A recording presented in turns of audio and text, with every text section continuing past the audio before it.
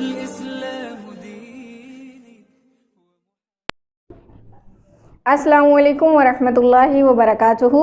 वालेकुम अस्सलाम वरहमतुल्लाहि वबरकातुहू। क्या हाल है आप लोगों का? ठीक है, अल्हम्दुलिल्लाह। सुम अल्हम्दुलिल्लाह। जी बेटा, कल की क्लास की प्रैक्टिस की? यस सबका होमवर्क रेडी है? यस। जी, कल हमने क्या पढ़ा था? इदगाम। इदगाम की भी दो किस्में पढ़ी थी, माल गुन्ना और बिला गुन्ना। अब ये नून जज़म और तनवीन वाले नून की ये तीसरी इक़साम आ गई है, इक़लाब। क्योंकि फ़र्स्ट क्लास में हमने जब नून जज़म और तनवीन का टॉपिक शुरू हुआ था तो उसमें फ़र्स्ट में हम लोगों ने इसका बनाया था मैप, जिसमें हमने 4 पॉइंट दिए थे कि हम इसको वन बाय वन सीखेंगे। ठीक है, तो आज जो है वो इक़लाब हमारा है कि हमने इक़लाब के बारे में पढ़ना है। इक़लाब क्या है, ये कैसे होता है, इसको किस तरह से अप्लाई करते हैं और किस तरह से ये कुरान पाक में ये आएगा, कैसे हमें पता चलेगा कि यहाँ पे इक़लाब हो रहा है। ठीक है जी, कुछ लोगों ने कहा कि मैं लिख के जो है वो यहाँ पे ऑनलाइन क्लासेस में मुझे कहा गया कि मैं ये लिखती हूँ बोर्ड पे, तो ऐसी चीज़ लिखी हुई भी मिलती है। देखिए, सब लोगों के पास ये सारी चीज़ें लिखी हुई नहीं होती, और अगर होती भी हैं तो बहुत मुश्किल अल्फाज में होती हैं कि आम तौर पे उसका समझना जो है वो बहुत मुश्किल हो जाता है। हम बहुत ही छोटे लेवल पे हम तजवीद कर रहे हैं, बहुत ही आसान अल्फाज में कर रहे हैं ताकि हमें कुरान पाक को पढ़ने में आसानी हो। तो इसमें यह है कि लिखने के कुछ लोग तो अभी इधर नोट कर लेते हैं जो सामने बैठे होते हैं, कुछ लोग वीडियो देख के भी नोट कर सकते हैं और कुछ लोग ऑनलाइन क्लासेस वाले भी नोट कर लेते हैं। ठीक है, और जिस तरह से इसके लिखा हो चीज़ और फिर उसको पढ़ के बताना, मैं हमेशा आपको कहती हूँ कि उसमें ज़्यादा समझ आती है कि मैं बोल के बताऊँ। लिखने में अभी आपने पढ़ लिया, और जब मैं इसको बोलूँगी और मज़ीद इसके बारे में बताऊँगी तो वो आपके जहन में अच्छे से बैठ जाएगी। तो चलते हैं इक़लाब की तरफ। जज़म तनवीन वाले नून के बाद, ठीक है, मैंने मुकम्मल इबारत नहीं लिखी, बस मेन पॉइंट लिखे हैं ताकि आपको बात समझ आ जाए। जज़म तनवीन वाले नून के बाद जब भी हरफ बा आता है, यानी कि नून जज़म वाला हो या तनवीन वाला, इसके बाद जैसे ये हम लिख लेते हैं, यहाँ पे नून आ गया जज़म वाला, यहाँ पे नून आ गया तनवीन वाला। ठीक है, और इसके बाद जब क्या आएगा, हरूफ़े बा आ जाएगा। ठीक है, जब भी हरफ बा आता है तो वहाँ पे लाजिम छोटी सी मीम लिखी होती है। ये छोटी सी मीम, ये तो होती है ना बड़ी मीम, इस तरह लिखें तो देखिए ये होती है बड़ी मीम, तो वो किस तरह लिखी होती है, वो होती है इस तरह छोटी सी मीम, ऐसी होती है। ठीक है, तो नून जज़म और तनवीन वाले नून के बाद जब बा आ जाए तो उसके ऊपर लाज़मन मीम लिखी होती है। लेकिन देखिए, अगर नहीं भी लिखी होती तो फिर भी हम क्या करेंगे, लगा लेंगे।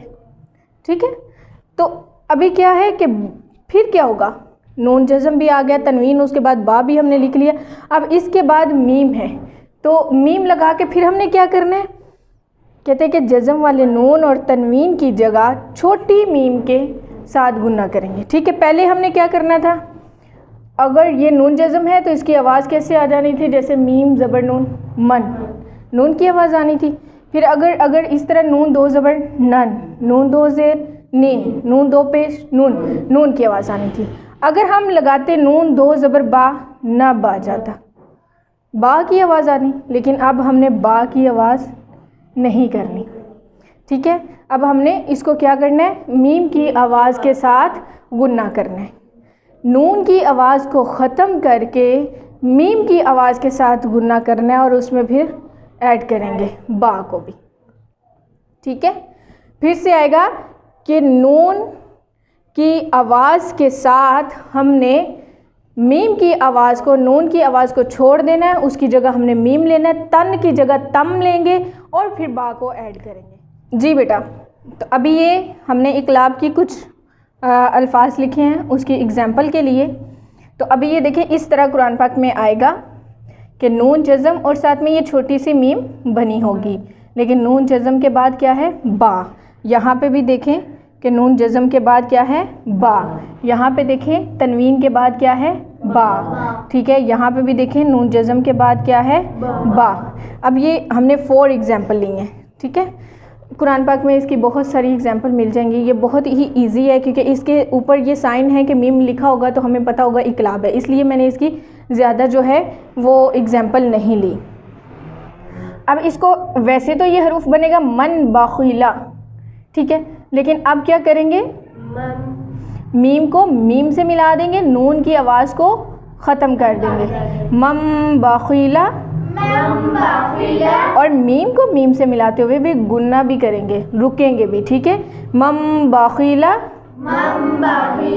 مم باخیلا. اسی طرح سنبلاتن, اب سنبلاتن نہیں ہم نے پڑھا, کیا پڑھا ہے, سنبلاتن. ابھی کیا ہو رہا ہے کہ نون کو ہم نے میم کی آواز میں بدل دیا, اور نون کو میم کی آواز میں بدل دینا ہی اقلاب ہوتا ہے, ٹھیک ہے جی. ادھر دیکھیں, امدم بعیدن, ویسے ہم کیا پڑھ سکتے تھے, آمدن بعیدن, ٹھیک ہے. اب کیا پڑھیں گے, آمدن بعیدن, فنبذ, نون ویسے کیا لفظ بنے گا, فنبذ, ٹھیک ہے, لیکن اقلاب کر رہے ہیں, میم آ گیا تو فنبذ. دو باتوں کا خیال رکھنا ہے. نمبر 1 یہ کہ جب بھی میم آنا ہے تو نون کی آواز کو میم میں بدل دینا ہے, اور دوسرا یہ کہ اس کو ادا کرتے ہوئے ہم نے غنہ کرنا ہے, ٹھیک ہے, ناک میں آواز کو ٹھہرانا ہے. تو ایک دفعہ میں پھر سے اس کی پریکٹس کر دیتی ہوں, اور اس کے بعد آپ لوگوں نے اس کا ہوم ورک کرنا ہے. آپ نے 10 ایگزامپل اپنے لیسن میں سے ڈھونڈنی ہے, اور انشاءاللہ جو ہے وہ آن لائن کلاسز والے بھی ہوم ورک کریں گے اور آپ لوگ بھی کریں گے. اور اس کے علاوہ یہ ہے کہ کچھ سمجھ نہیں آئے تو آپ پوچھ سکتے ہیں. اور اس کے یہ کہ آپ نے, یہ بہت ہی ایزی تھا آج کا آپ کا لیسن, کہ چھوٹی میم کے آنے پہ ہی ہمیں پتہ چل جائے گا یہاں پہ اقلاب ہو رہا ہے. اوکے, اگر چھوٹی میم نہیں لکھا ہوتا تو پھر بھی نون جزم یا تنوین کے بعد با آنے سے ہمیں پتہ چل جائے گا کہ یہاں پہ اقلاب ہو رہا ہے. مم باخیلا سنبلاتن امدم بعیدن فنبذ, ٹھیک ہے.